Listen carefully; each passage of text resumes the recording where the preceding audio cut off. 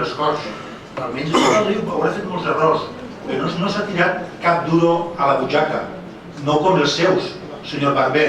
Vostè té un grapat d'imputats, que no ho sabem, efectivament, i així, en una democràcia, tot el món, jo crec que és lliurement el no demostra el contrari, és innocent, m'entens? Mentre que els seus tenien fins a 11 imputats que s'havien tirat a la pera els diners, alguns dels quals estan entrant a la presó.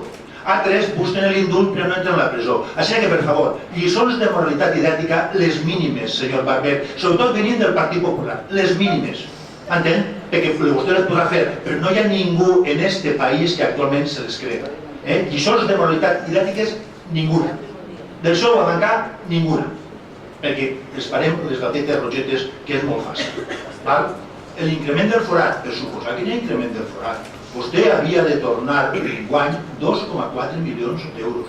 I no els torna i se'ls gasta i l'any que ve els haurà de pagar algú.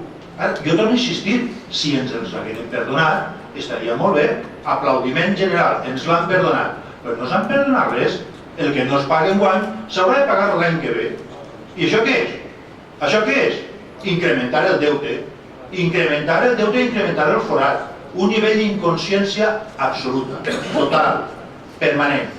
I nosaltres no votem en contra del barri de Corea. Això és pura demagògia i pur populisme.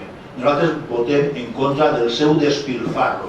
El despilfarro que posarà la puntilla a la ruïna total i absoluta, no present, sinó present i futura d'esta ciutat. I vostè serà corresponsable d'eixa ruïna.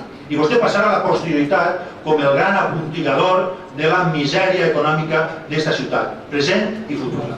Allà vostè i la seva consciència. Gràcies.